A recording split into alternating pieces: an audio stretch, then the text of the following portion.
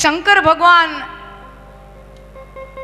આપણને જેટલો પ્રેમ કરે ને એટલો દુનિયાનો કોઈ દેવ મને ને તમને પ્રેમ ન કરે, જેટલો પ્રેમ શંકર ભગવાન મને ને તમને કરે.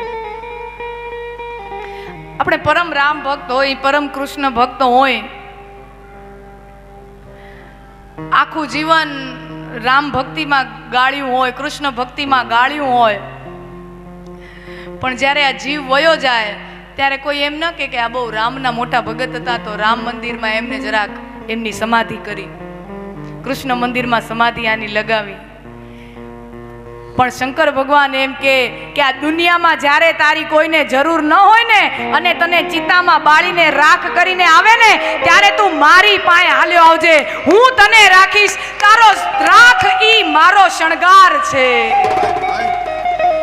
તારા શરીરની રાખ ઈ મારો શણગાર છે.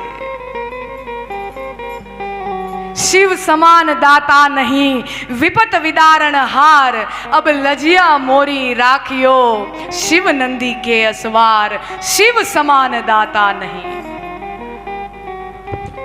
અને શિવ ભગવાન આપણને પ્રેમ કરે, પણ શિવ ભગવાન શંકર ભગવાન પાર્વતીજીને જેટલો પ્રેમ કરે ને એટલો દુનિયાનો કોઈ પુરુષ પોતાની પત્નીને પ્રેમ ન કરી શકે. રામે નહીં ને કૃષ્ણય નહીં.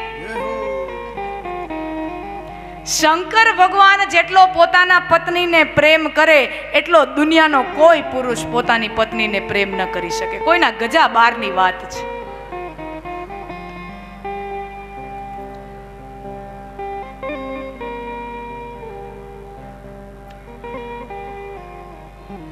રામ ભગવાન ભલે સીતાજીના કહેવા પ્રમાણે ઓલા મૃગની પાછળ પાછળ ગયા હતા, એમ તો તમે નથી રવિવારના સમોસા ને ગાંઠિયા ને ફાફડા ને જલેબી આમાં હાકલ થાય તો લેવા જતા? જેઠાલાલ બધા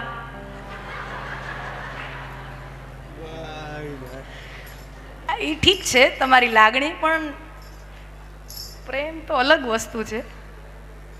શંકર ભગવાન જેટલો પોતાના પત્નીને પ્રેમ કરે એટલો દુનિયાનો કોઈ પુરુષ પોતાની પત્નીને પ્રેમ ન કરી શકે. ઉદાહરણ આપું. શિવ પાર્વતીનું વિવાદ સંપન્ન થયું અને પછી પાર્વતીજી આમ કૈલાશમાં રહે અને એક વખત શંકર ભગવાન કૈલાશની બહાર ગયા હશે, ત્યાં પાછળથી નારદજી આવ્યા. હજી હમણાં તાજું લગ્ન થયેલું અને નારદજી આવ્યા. નારાયણ નારાયણ નારાયણ કરતા નારદજી આવ્યા